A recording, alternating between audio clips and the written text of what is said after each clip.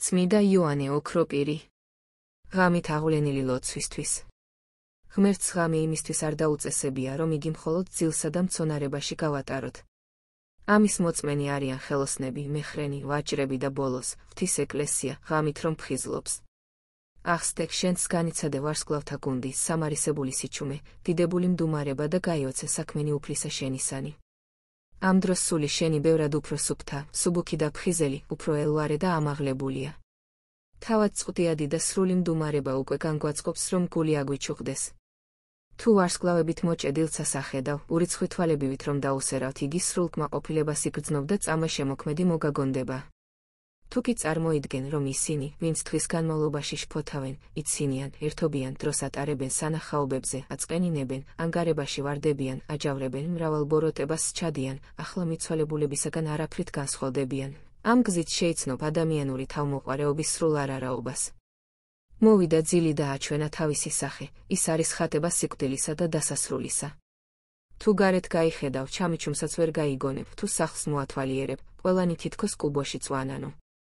ყველაფერმა ამან შეიძლება სული აღანთოს და ქვეყნიერების აღსასრული საზრამდე მიგვიყვანოს. ამას გეუბნებით მამაკაცსა და ქალს. მოიდრიკეთ მუხლი, ამოიოხრეთ და ევედრეთ უფალს, რომ შეგიწყალოთ. ღმერთი განსაკუთრებით მოწყალია ღამის ლოცვებისადმი, მაშინ, როდესაც განსვენების ჟამს გოდების ჟამად აქცევ. გაიხსენე მეფე, რომელიც ამბობს, დავშვერი მე სულთქმითა ჩემითა, დავბანე მარადღე ცხედარი ჩემი, ცრემლითა ჩემითა სარეცელი ჩემი დავალტო, ფსალმუნი 6:6. რაც უნდა განცხრომით იცხოვრო, მასზე მეტი არ გექნება, რაც უნდა მდიდარი იყო, დავითზე მდიდარი ვერ იქნები. ხოლო იგივე სხვა ადგილას იტყვის, შუა ღამე აუსტგი აღსარებად შენ და განკითხვათათვის სიმართლისა შენისათა ფსალმუნი 118:62.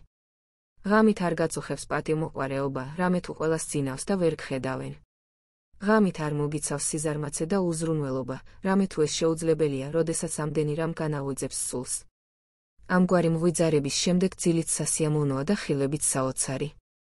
ეს მარტო ქალმა კი არა, მამაკაცმაც უნდა გააკეთოს. და ეს სახლი იქცეს ქალთა და კაცთა საკრებულო ეკლესიად.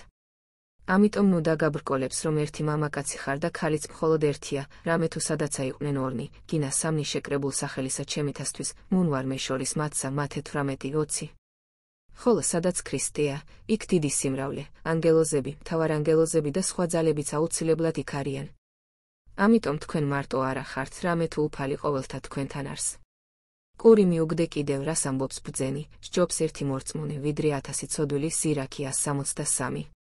არ არის რა მრავალ ცოდვილზე უძლური და ერთ ღვთისნიერზე უფრო ძლიერი, თუ შვილები გყავს, ისინიც წამოაყენე, და ღამით მთელი სახლი ეკლესიად გადაიქცეს, თუ ბავშვები მცირეწლოვანი არიან და მღვიძარებას ვერ აიტანენ და აღავლინონ ან მოისმინონ სულ ცოტა ერთი ან ორი ლოცვა მაინც და განისვენონ. ოვონდ წამოდექი, ოვონდ ესჩვევად აქციე. არაფერია იმ სახლზე მშვენიერი, სადაც ასეთი ლოცვები სრულდება. ყური მიაბკარ, რას ამბობს წინასწარმეტყველი, რამე თუ შენ შემწე მეყავმენ და საფარვალ საფრთეთა შენთასა ვიხარებდე, ფსალმუნი 62:7. მაგრამ შენ იტყვი, რომ დღის განმავლობაში გადაიღალე და არ შეგიძლია. ეს თავის მართლება და მომიზეზებაა. რადგან რამდენიც არ უნდა იშრომო, ვერ გაირჯები მჭედელზე მეტად, რომელიც ესოდენ მძიმე უროს დიდი სიმაღლიდან უშვებს გრდემლზე, მთელი სხეული კვამლით ეჟღინთება და მაინც ღამის დიდ ნაწილს ასეთ ღვაწლში ატარებს. და თქვენც, დედანო, როდესაც ყანაში ან ღამის შეკრებაზე გიწევთ წასვლა, იცით, როგორ ატარებენ იქ მთელ ღამეს უძილოდ. ასევე შენს გქონდეს სულიერი სამჭედლო, რათა გამოსჭედო არაქვებები და ტაფები, არამედ სული შენი, რომელიც გაციელბით უმჯობესია სპილენძისა და ოქროს ჭურჭელზე. ის ცოდებისაგან დაგლახებული სინანულის ქურაში შთააგდე, დიდი სიმაღლიდან დაეცურო, ანუ მოინანიე ცოდვები, აღანთე სული წმიდის ცეცხლი. შენი ხელოვნებია გაცილებით უმჯობესია. შენში ამკობარა ოქროს ჭურჭელს, მსგავსად იმისა, როგორც რვალის მჭედელი თავის ქმნილებას, არამედ სულს, რომელიც ყოველგვარ ოქროზე ბევრად უფრო ძვირფასია.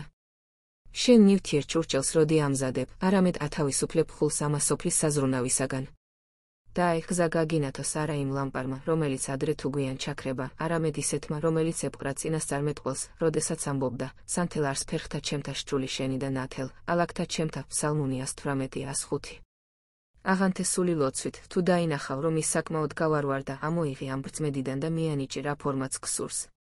დამიჯერე, ცეცხლი ვერ აღმოფხვრის ლითონის ჟანგს იმგვარად, როგორც ღამის ლოცვები ჩვენი ცოდვების ჭუჭკს. სხვა თუ არაფერი ღამის დარაჯების მაინც შეგრცხვეს.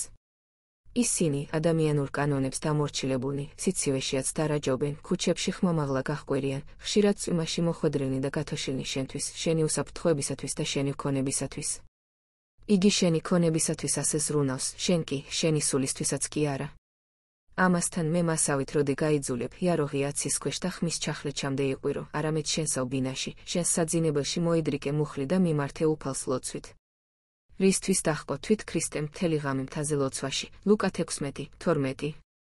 იმისთვის ხომ არა, რომ მაგალითი მოეცა. ღამით მცენარეულობა ძალას იკრებს, იმ დროს სული მათზე მეტად ღებულობს ცვარს. ის, რაც დღეის იცხება, ღამე გრილდება. ღამის ცრემლები ყოველგვარ ცვარზე უკეთ გააგრილებს გულის თქმებსა და ვნებიან აღგზნებებს და არაფერს აზიანოს არ დაუშვებენ. თუ სული ამ ცვარით დაინამათ, რისით მზე დასწვავს. თუმცაღან და ნურც ერთი თქვენთაგანი ნუ დაიწვება ამ ცეცხლით, არამედ ღვთისკაცთმოყვარეობის საგრილს შეფარებულნი, და ღირს ვიქნათ ყოველი ჩვენთაგანი ცოდვათა სიმძიმლისგან გათავისუფლებისა, მადლითა და კაცთმოყვარებითა უფლისა ჩვენისა იესო ქრისტესითა, რომლისა თანა მამასა სული წმიდით ურთ ჩვენის დიდება, პატევი და თაყვანისცემააც და მარადის და უკუნითი უკუნისამდე, ამინ. რუსულიდან თარგმნა რუსუდან კოტეტიშვილმა. ჟურნალი ჯვარი ვაზისა, ნომერი 3, 1989 წელი.